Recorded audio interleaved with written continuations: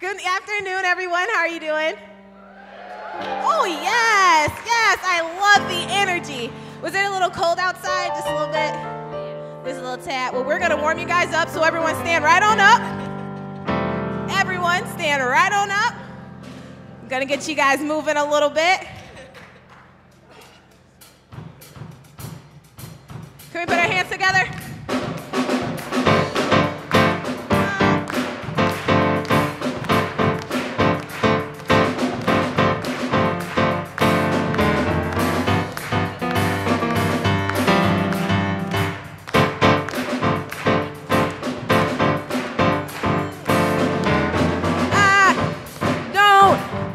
What you come to do, let me say. I don't know what you come to do. Sing it again, say. I don't know what you come to do, let me say. I don't know what you come to do. Oh, but I know what I come to do, let me say. But I know what I come to do. Sing it again, say. But I know what I come to do, let me say. But I know what I come to do. Well, hey, I come to clap my hands, and I come to stomp my feet, and I come to give God praise, cause I got the victory. Oh, I come to clap my hands, and I come to stomp my feet, and I come to give God praise, cause I got the victory. Are you guys feeling a little more warm? I can't tell because y'all not moving. Y'all ready? We're going to sing it one more time. Okay? From the top. I don't know what you come to do. Let me say. I don't know what you come to do. Sing it again. Say, I don't know what you come to do. Let me say. I don't know what you come to do. Oh, but I know what I come to do. Let me say. I know what I come to do. Sing it again, say, but I know what I come to do. Let me say. I know what I come to do. Hey, I come to clap my hands, and I come to stomp my feet, and I come to give God praise, cause I got the victory. Oh, I come to clap my hands, and I come to stomp my feet, and I come to give God praise, cause I got the victory. Come on and put your hands together.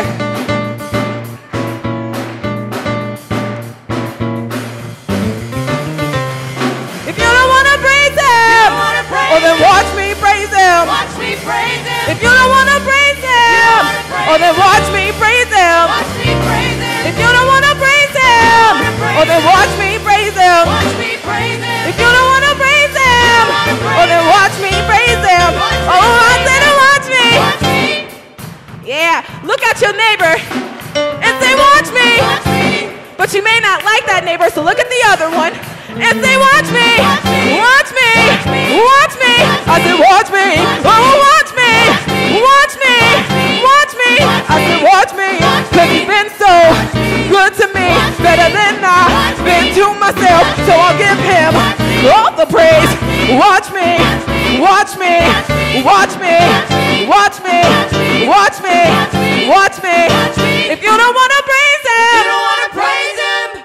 hallelujah. Come on and give God a hand praise. Hallelujah. He's so good. Hallelujah. Hallelujah. Hallelujah, God.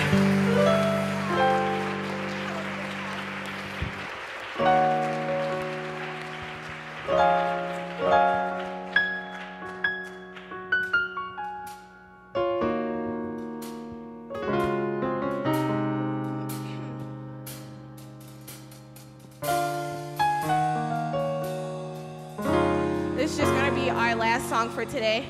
I just ask that you guys truly listen to the words of this song and what this song is trying to get across as we celebrate this Martin Luther King Day. The change I want to see must first begin in me.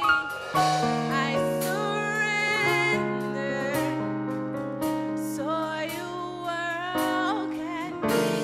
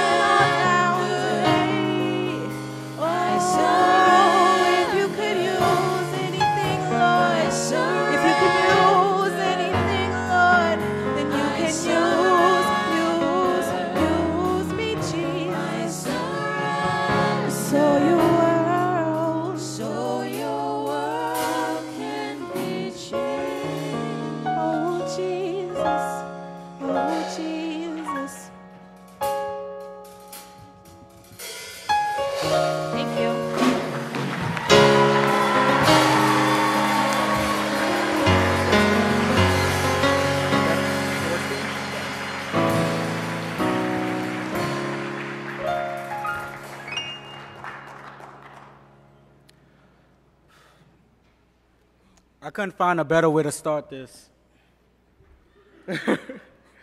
I don't know about y'all, but I felt a little chill up my spine, and not because it's just cold outside.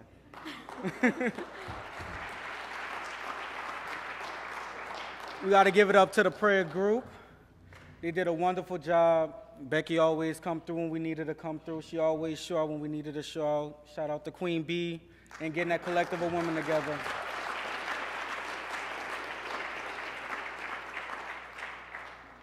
For those who don't know me, I'm Theodore Williams. I prefer to be called Teddy. My name is Meg Coda. And we welcome you to the Martin Luther King Convocation. I cannot tell you how important this event is for you guys to be here, but the fact that so many of you showing up already tells me a lot that y'all know the importance and the essence of this event. And we're so grateful to have every last one of you out here. I see a couple new faces just as much as I see old faces, and I'm happy to have every last one of y'all come to this event.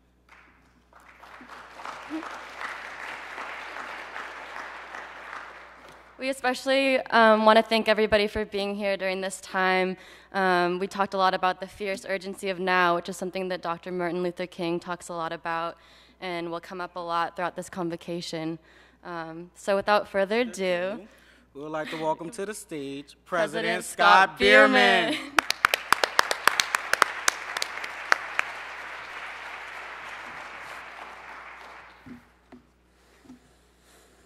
Welcome. It's good to be here today with so many intrepid people. There are many, many things about you, Teddy, that makes me feel so very old. Thanks, Teddy and Megan, for allowing me a moment or two to welcome everyone here to our 13th annual Reverend Dr. Martin Luther King Day Convocation. Thank you so much, Becky and the choir. It's really wonderful to have you here with us. I couldn't imagine a better way to start us off.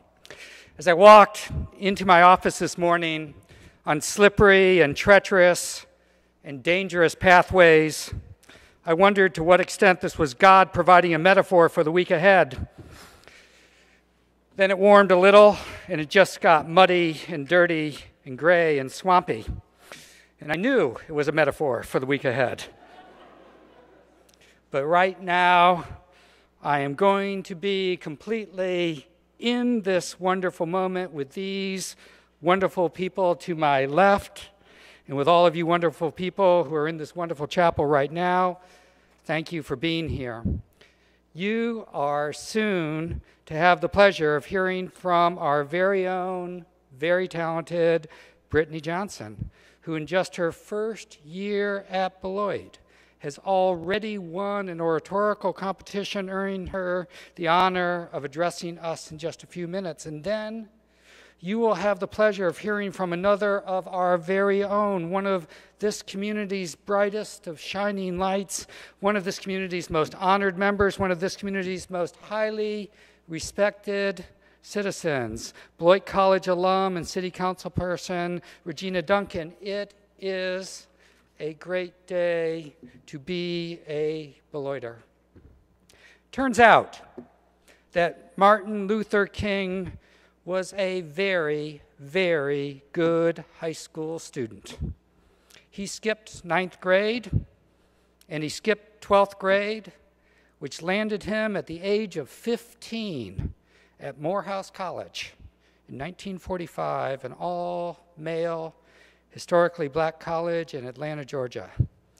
His grades at Morehouse, however, were not quite so spectacular, on the off chance that it provides useful context for those few of you Beloit students who have experienced grades other than A's. Martin Luther King's grades at Morehouse read as follows: C, C, C, B, C, C, C, C, B, C, C, C, C, B, C, B, B, C, C, B, B, B, B, C, C, B, B, C, B, B, B, D, A, B, B, C, B, C. This reminds us that the correlation between college grades and future success, while real, is still far from perfect, and sometimes, as in this case, spectacularly imperfect. More encouragingly, in his sophomore year, King finished second in the John L. Webb oratorical competition, repeating that same feat in his senior year. Britney Johnson, from whom you will hear in a moment, has already received an honor that eluded Martin Luther King as a college student. Annually, I find it rewarding to seek out tidbits of Dr. Martin Luther King's writings that are at least a little out of the mainstream, to move beyond the I Have a Dream speech. But since this convocation is in a college chapel on a college campus, this year I meandered back to King's contributions to the Morehouse College student newspaper. There I found some words of wisdom that speak to me as a college president and might also speak to you as citizens of a country in the midst of a challenging and contentious transition of power. In his junior year at Morehouse, King penned an editorial that is worth revisiting in 2017 concerning what is important about an education. I'll read a small portion of it and then sit down. 2 words of warning. 1, King uses excessively gendered language, but remember, he is also attending an all-male school and he is writing to his colleagues at that school. And 2, he references a notorious Georgia politician from the 30s and 40s, Eugene Talmadge. When Talmadge died in 1946 after being elected to his 4th term and during King's sophomore year, Time magazine wrote of him, "Few men had appealed so successfully to ignorance and bigotry." And I will add that he was, without question, an unmitigated bully. Here is a somewhat edited version of King's editorial, titled "The Purpose of Education." As I engage in the so-called bull sessions around and about the school, I too often find that most college men have a misconception of the purpose of education. It seems to me that education has a twofold function to perform. The one is utility, and the other is culture. Education must train one for a quick, resolute, and effective thinking. To think incisively and to think for oneself is very difficult. We are prone to let our mental life become invaded by legions of half-truths, prejudices, and propaganda. Even the press, the classroom, the platform, and the pulpit, in many instances, do not give us objective and unbiased truths. To save man from the morass of propaganda, in my opinion, is one of the chief aims of education. Education must enable one to sift and weigh evidence, to discern the true from the false, the real from the unreal, and the facts from the fiction. The function of education, therefore, is to teach one to think intensively and to think critically. But education which stops with efficiency may prove the greatest menace to society. The most dangerous criminal may be the man gifted with reason, but with no morals. The late Eugene Talmadge, in my opinion, possessed one of the better minds of Georgia or even America. Moreover, he wore the Phi Beta Kappa key. By all measuring rods, Mr. Talmadge could think critically and intensively, yet he contends that I am an inferior being. Are those the types of men we call educated?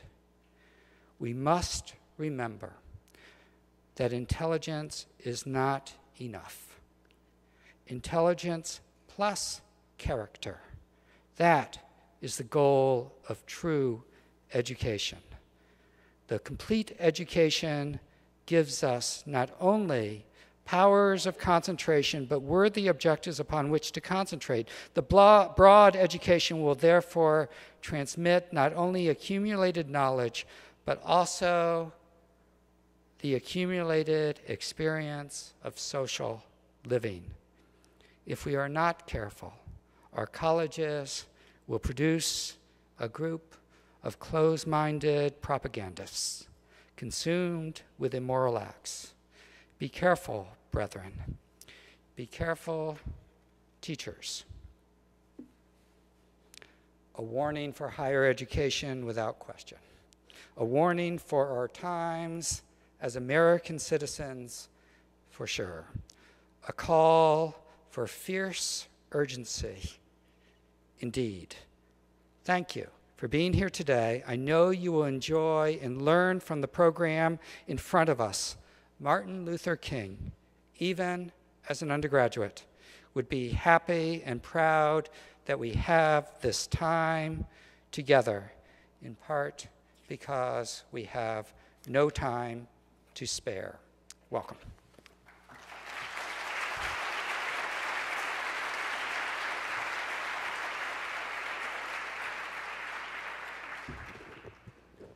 I first want to thank President Scott Bierman for that great introduction.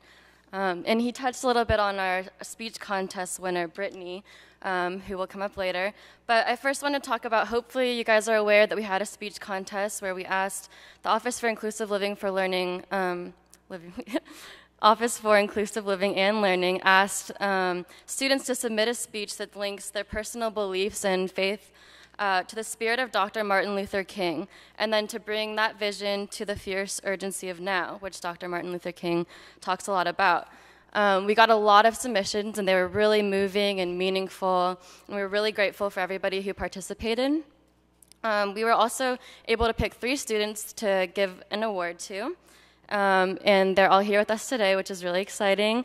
In 3rd place, with a piece that was called Trapped, is Lou Hodkinson, and their piece was really self-aware, honest, and had a really wonderful call to action. So it's our honor to present Lou Hodkinson with an award for the MLK speech contest.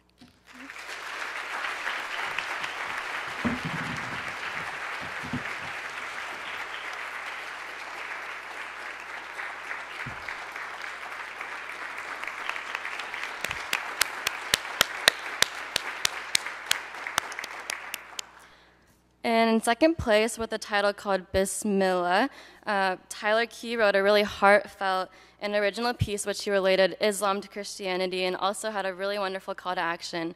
We were really honored to read your piece, so we're excited to present you with your award.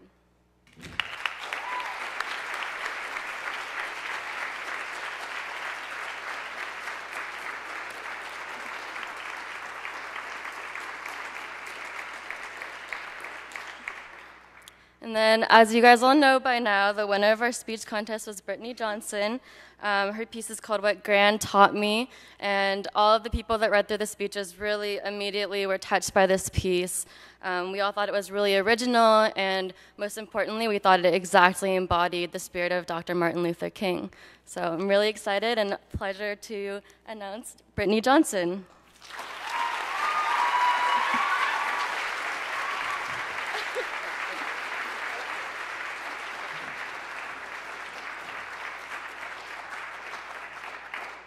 Hello, everyone. I'm Britney Johnson. I'm a freshman here. I'm from Dallas, Texas. This is a really big honor to be up here presenting to y'all. They said write a speech, but whenever I get really passionate about stuff, my thoughts kind of go to poetry, and I mean that quite literally. So I wrote down what I was thinking, and I hope y'all enjoy it. It's entitled What Gran Taught Me. When I was younger, my grandmother used to coddle me. Cradle to waddle, from breast to bottle, she was there. I dreamed of being as strong as my older brothers, and she protected me from the wrongs that I would make and the ones the world would inevitably throw my way. My grandma was there for me when I told my first lie. She even went as far as to say, "The fault is all mine." Though there's no way she scribbled on my brother's finished homework, she never stopped trying to protect me from the hurt. "Juicy baby girl," her husband used to say, as I stared at my thicker thighs at the ripe old age of 8, already watching what I ate, the weight gaining. Normal, I know, but my grandma taught me that full cheeks had a rosy glow, that the plumpness of my figure was made to cushion me from the blows of a world that clones the unique and the unknown. Known, to many, is the never-ending comparison game. We categorize, criticize, never measuring up to the size of our lofty expectations. Well, my grandma did everything she should and infinitely more. In my young eyes, there was always something more that she could. She'd give me only one treat from her bag of wonders, never letting me know it was her last. I'd stomp around furious, a silly child, but she loved me. All the while, I cursed and pursed my petulant lips, but she'd kiss my cheeks and remove my hands from my hips. My grandma. She gave me everything, and she never stopped giving, loving and living until her heart gave out and stopped ticking. I thought I'd lost her at the tender age of 14, just wanting one more moment to say how much she meant to me. I'm sorry that I took you for granted. I never learned a thing except how to outstretch my hands in a way where they would be joyfully given the love they don't deserve. I'm sorry. Why don't you call me sometime? Are the words that haunted me for months on end because a call was never sent, until the line dead, voicemail full, and the silence a dull lull. But again, I was dumb, thinking that a body dead was a soul undone. We do not reside in these carbon shells, but in the lives we touch and the people who know us well. I thought I lost my grandma at age 14, but I found her a year later in a hug from my mother. I saw her in my mom's soul food, in a playful shove from my brother. She was in the books that I loved that loved me back. Hard back, soft heart, gentle start, tears at that one part you knew was coming from the beginning but gets you every time. That's the thing about love. Once it's given, you can't really take it back.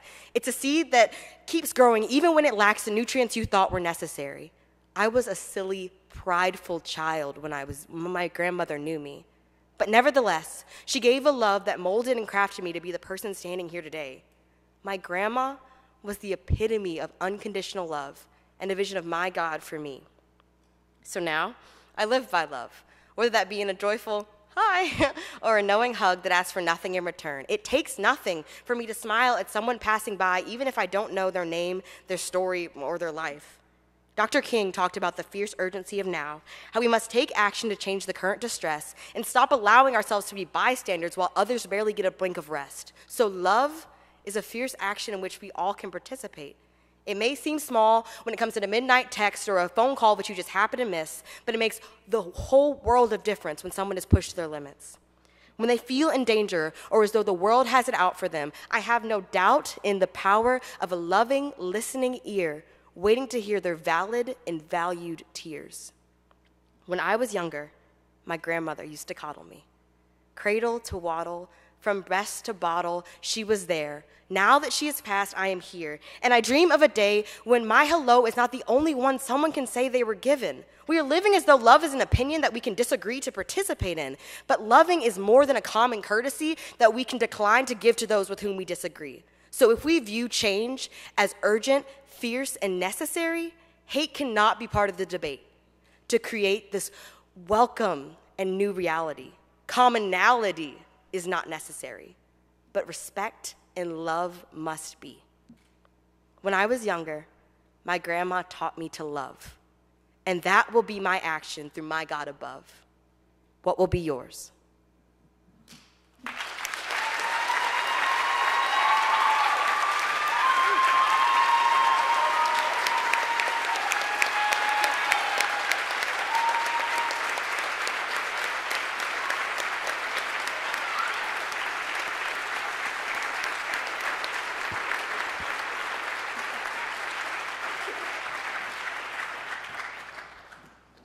I'm pleased that you all enjoyed that just as much as I did. And I like how I always have to follow the stronger acts. Brittany, thank you for providing an answer to one of the most common questions that we've been asking at Beloit: how can we help? And showing love and respect is one of the best ways to provide that aid. But moving on more into our keynote speaker, Ms. Regina Dunkin. She is a community leader who served on numerous committees and boards benefiting children and families. She is the former executive director of the Merrill Community Center with more than 18 years of social service experience. Regina is currently on the Beloit City Council and has served for 6 years as a member of the Beloit Board of Education. She was reappointed to the Wisconsin State Public Defender Board by Governor Scott Walker and presently serves as its vice chair. She played a vital role in establishing the Merrill Center, the first children's program at the Beloit Domestic Violence Center, the Fresh Start program at the Ellipse Charter School. She is married with three children and 5 grandchildren. Can y'all please give her a warm welcome, Miss Regina Dunkin.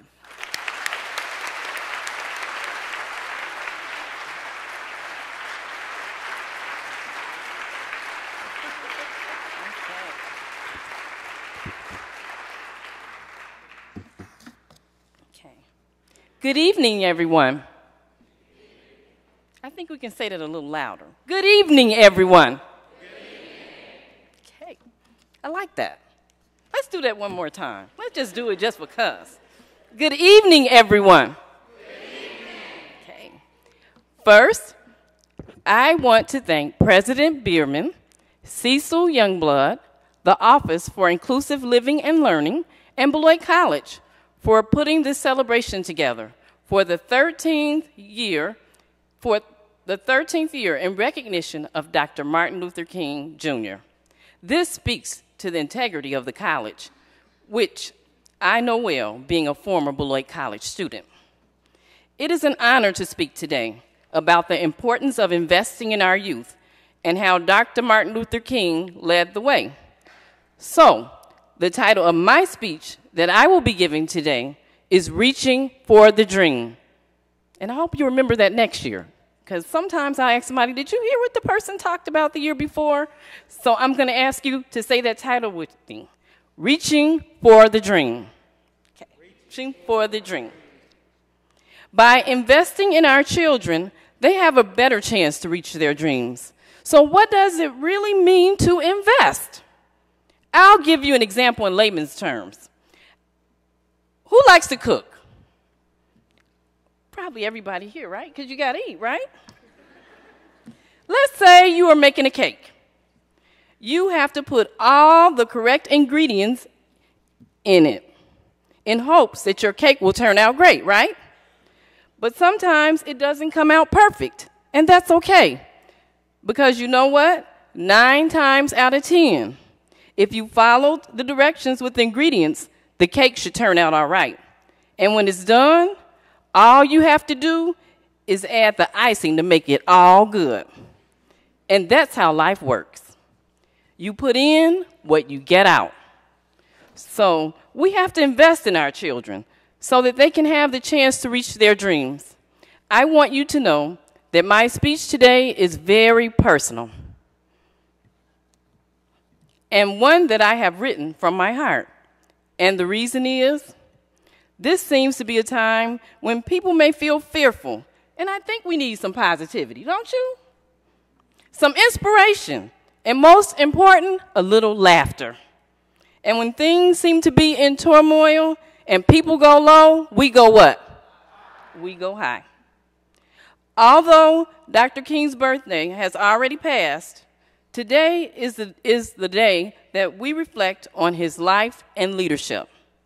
And we are able to do that because in 1983, Senator Katie Hall co-sponsored the legislation called the King Holiday Bill to make this day possible. She lived in my hometown of Gary, Indiana, and was a member of the church that I attended. She would occasionally pick me up for Sunday school, so I had positive role models early on in my life who invested in me.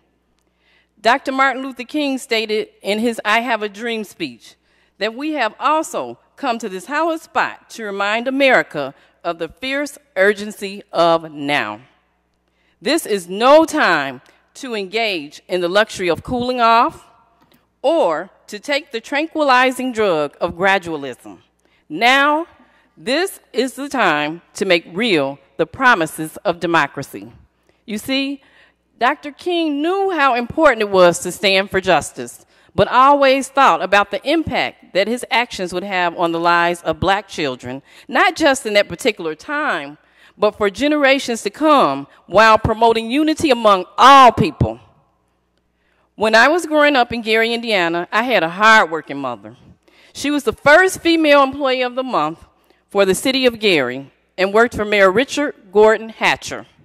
He was the first black mayor in the state of Indiana. My mother always tells a story. Whoever had, you have the people, they tell all these different, I'm like, I don't know if I should tell this one. But she talks about this all the time. And she says one day when she took my twin sister and I to work with her, that she noticed somehow we disappeared out of the office. So she got up from her desk and was looking all through City Hall for us. She was frantic because she didn't know where we were.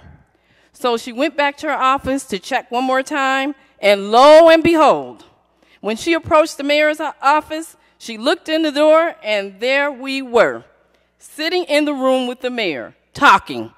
I'm sure that I was leading that conversation. In my hometown, my mother was involved in politics, so I was able to meet Dick Gregory and Coretta Scott King. Then, when I was 10 years old, I joined my mother on a bus trip from Gary, Indiana to Washington, D.C., along with Jesse Jackson and Operation Breadbasket, later called Operation Push. Now, this organization was dedicated to improving the economic conditions of black communities across the United States of America. We marched on Washington all the way to the White House for jobs, justice, and equality. I can still remember the chants that we did along the way, saying, what do we want? Jobs. When do we want them? Now. I will never forget that day.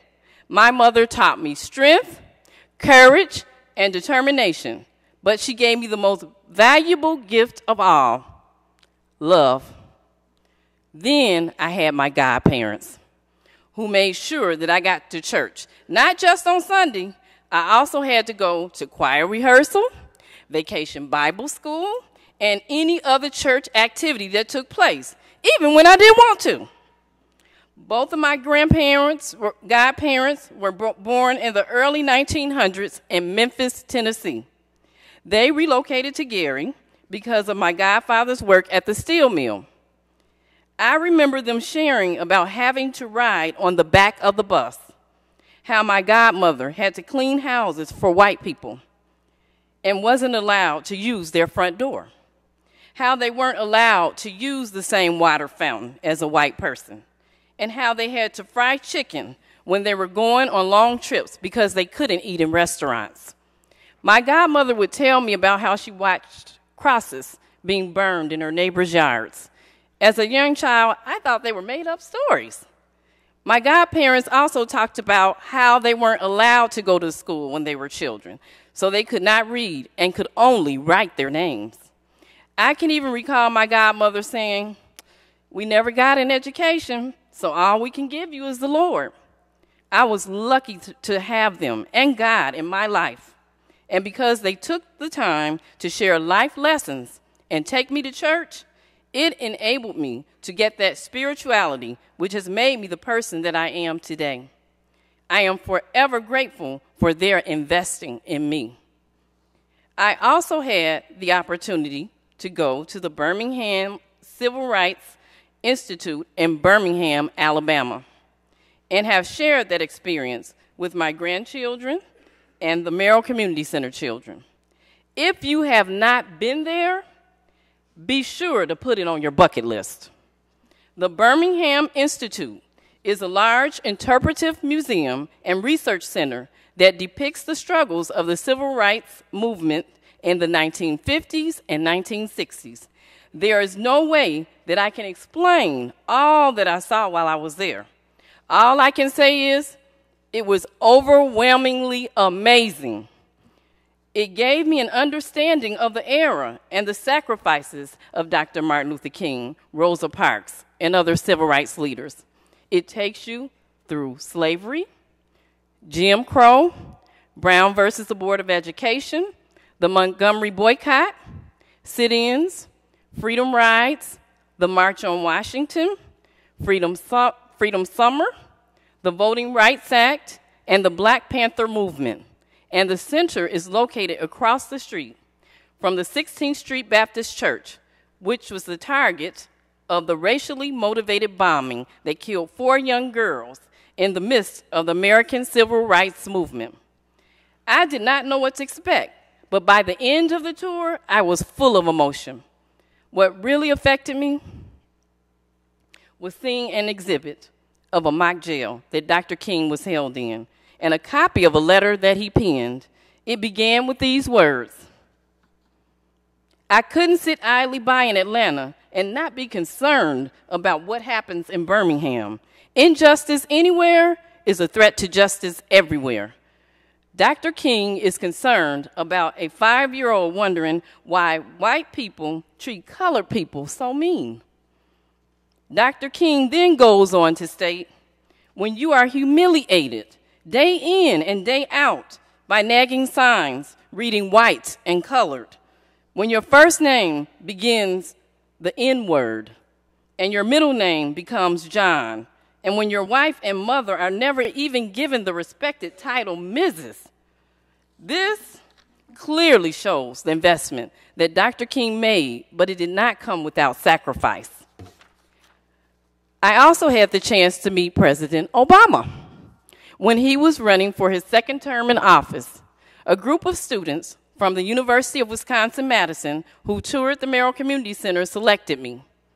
When I received the phone call that I had been chosen, I was really surprised and said, "You mean that I'm going to meet the president?" The person said, "Yes." I said, "I'm going to be able to talk to the president?" The person said, "Yes." And I said, "I'm going to be able to touch the president?" The person said, "Yes."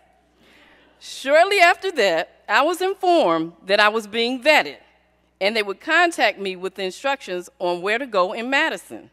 So as I was getting dressed, I found myself taking clothes out of each drawer in my room, trying to pick out the perfect outfit. I'm sure some of you can relate to that. Because I never imagined in my lifetime of having such an opportunity. But when I met the president, I couldn't remember the 3 questions that I wanted to ask him. But I did remember to tell him who I was and about Beloit and the Merrill Community Center. While I was there, I took a picture with him and passed it around for the children at the center to look at. The children said they thought it was a cardboard cutout and wanted to take a closer look because they couldn't believe it was real. I have shared this experience of meeting our president with my grandchildren, the children at Merrill Community Center, and McNeil Middle School. I told them that if I can meet the president,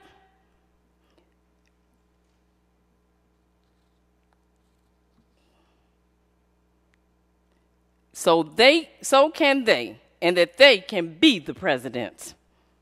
Dr. Martin Luther King quoted the Declaration of Independence in his I Have a Dream speech stating, "We hold these truths to be self-evident that all men are created equal." And because Dr. King stood up for equality, we in turn have witnessed history and had our first black president for the United States of America.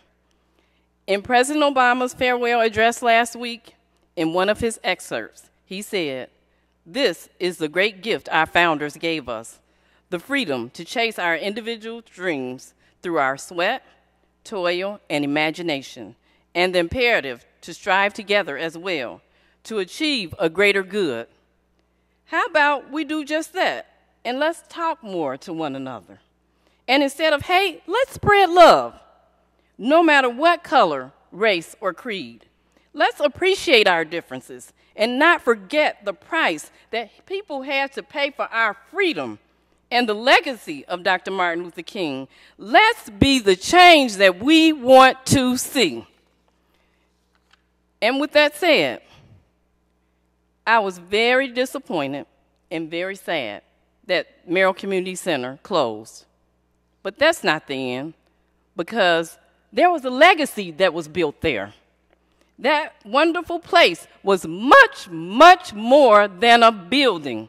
So from the bottom of my heart, I want to give a thank you to all the board members, and they're here today, and the former board members. Just stand briefly. Irma, Dr. Elsie, John Winkleman, Rosie, I'm going to call you out. Stand up. Miss Lockhart, We got them all over. Just stand up. Therese Mueller-McClain, Terry Hopper, John, you're emeritus. Love you.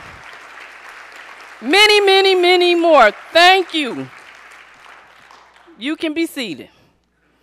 Also, to our donors, community members, the Beloit College faculty in particular, I hope I don't leave any names out. If I leave your name out, it is not intentional. Jing Lu, Tom Warren, Carol Wickersham, Betty Tardola, Marion Fass, Cecil Youngblood, Bill Conover, George Williams, Teresa Leopold, John Winkleman. You have been great investors. Let's give them a hand.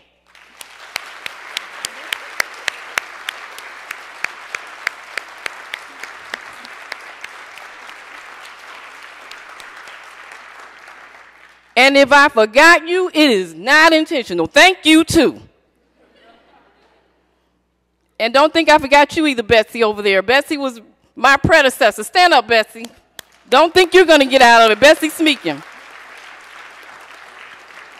Thank you all for your support throughout the 27 years for Merrill Community Center.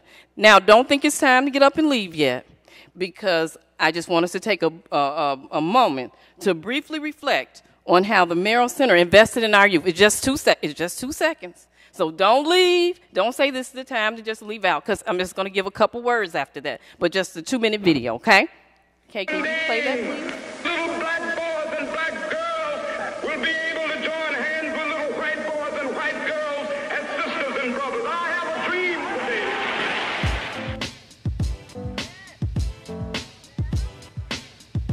I am happy. I am happy. I have a dream. I got a dream. One day we gonna work it out. One day we gonna work it out. One day we gonna work it out. I have a dream. I got a dream. One day we gonna work it out. One day we gonna work it out. One day we gonna work it out. I have a dream. I got a dream. That one day, I'ma look deeper than myself. I gotta find a way. I have a dream. My dream is to be free. My dream is to be. My dream is to be. My dream is to be free. In search of brighter days, I ride through the maze of the madness. Struggle is my address where pain and crack lives. Gunshots coming from sounds of blackness. Given this game with no time to practice. Born on a blacklist. Told I'm below average. A life with no cabbage. That's no money if you from where I'm from. Funny, I just want some of your son. Dark clouds seem to follow me. Alcohol that my pop swallowed bottle me. No apology, I walk with a boulder on my shoulder. It's a cold war, I'm a colder soldier. Hold the same fight that made Martin Luther the king. I ain't using it for the right thing. In between lean and the fiends, hustle and the schemes, I put together pieces of a dream. I still have one. I got a dream.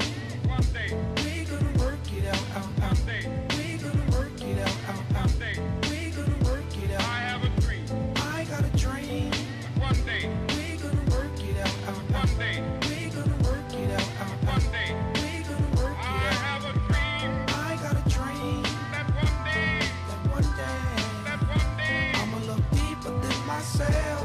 I gotta find a way. I have a dream. My dream is to be free. My dream is to be. My dream is to be. My dream is to be free. The world see me looking in the mirror, images of me getting much clearer. Dear self, I wrote a letter just to better my soul. If I don't express it, then forever I hold inside. I'm from a side where we gotta control. Rap music and the hood play the fatherly role. My story like yours, yo, gotta be told. Trying to make it from a gangster to a Galia role. Red scrolls of stole slaves and Jewish people in cold cage. Hate has no color or age. Flip the page. Now my race became freedom. Right dreams in the dark, they far, but I can see them. I believe in heaven more than hell. Blessings more than jail. In the ghetto, letting love prevail. With a story to tell. My eyes see the glory and well. The world waiting for me to yell. I have a dream. I got a dream. One day we gonna work it out. One day we gonna work it out. One day we gonna work it out. I have a dream. I got a dream. One day we gonna work it out. One day we gonna work it out. One day we gonna work it out. I have a dream. I got a dream. That one day, I'ma look deeper than myself. I gotta find a way. I have a dream. My dream is to be free. My dream means to be free.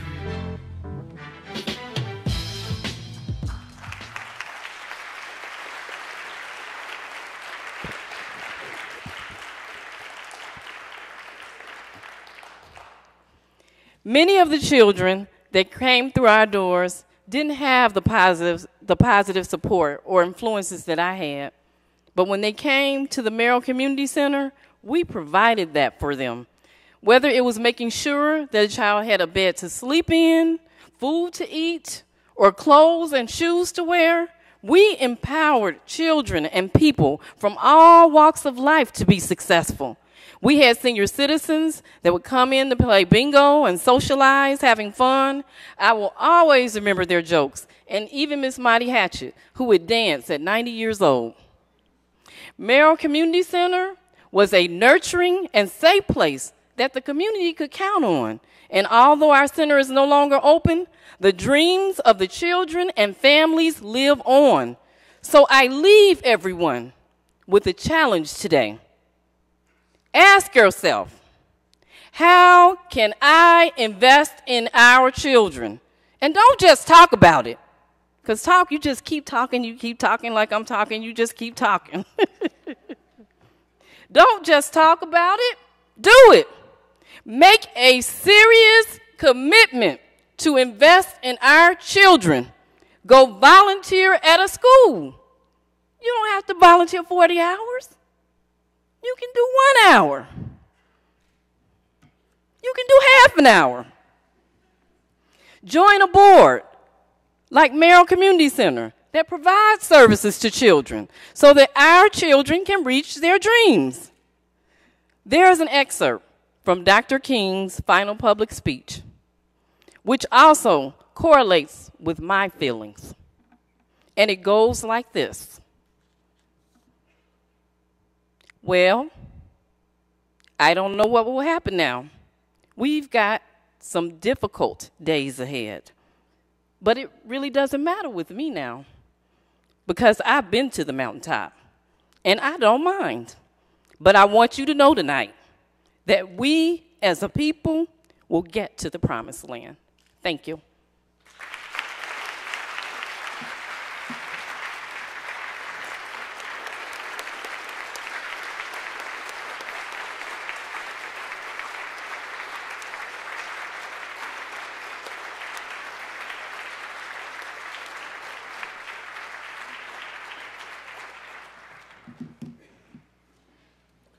Thank you, Ms. Duncan, for those beautiful words along with your lovely personality.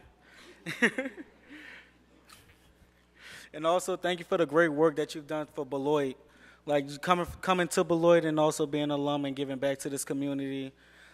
Even though I'm not a member of this community, but kind of integrating into this community, I thank you because I also work for Upper Bound and I'm trying to give my own little pieces and puzzles to this as well. So I thank you for doing that.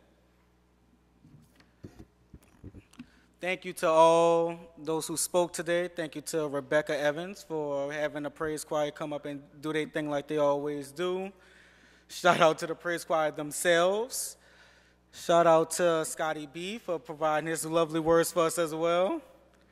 Thank you, Brittany, for your lovely words. They are always moving. And before we close off for today, we'd just like to remind that we also have other events along with this Martin Luther King series. Tomorrow on the 17th, we're going to have a Let's Be Real conversation about Dr. King's movement and Java Joint from 4 o'clock to 5:30.